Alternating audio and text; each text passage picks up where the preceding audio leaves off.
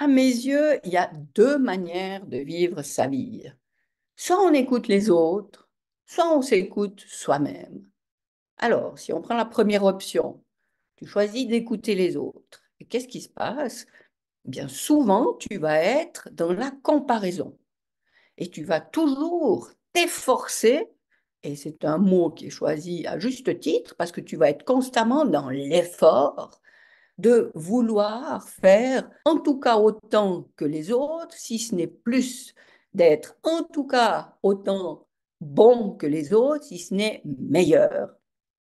Et quand on est dans cette comparaison, tu l'as probablement déjà expérimenté, on est souvent dans la déception, dans la frustration. Et tu peux sortir ton mouchoir parce que tu vas souvent pleurer. Alors que si tu choisis la deuxième option, celle où tu te suis, celle où tu t'écoutes toi, alors là, c'est tout différent. Parce que ça veut dire que tu te mets à l'écoute de ta dimension supérieure. Ta dimension supérieure, c'est quoi? C'est cette dimension de toi qui sait tout et qui sait exactement ce qui est juste pour toi au moment où tu es à son écoute. Alors, cette dimension, elle est tout le temps active. C'est toi qui choisis de l'écouter ou pas. Tu peux avoir cette image comme d'un nuage au-dessus de ta tête. Peu importe que tu ailles à droite, à gauche, le nuage, il est là.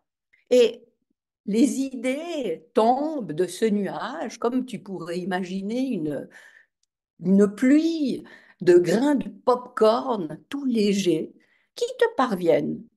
Et tu peux pas échapper à ce nuage. Par contre, tu peux choisir de ne pas écouter, de te protéger, parce que oui, des fois, ça fait peur de cette dimension-là. Alors, soit tu sors ton parapluie, soit tu te mets un mouchoir sur la tête, parce que tu veux pas être atteint par ça. Et c'est tellement dommage, parce que on parle beaucoup d'IA actuellement. Eh bien, sache qu'il n'y en a aucune qui sera à la hauteur de l'intelligence de cette dimension-là qui est en toi. Alors, évidemment, moi, je peux que te conseiller de t'écouter toi, de te suivre toi, plutôt que d'écouter les autres.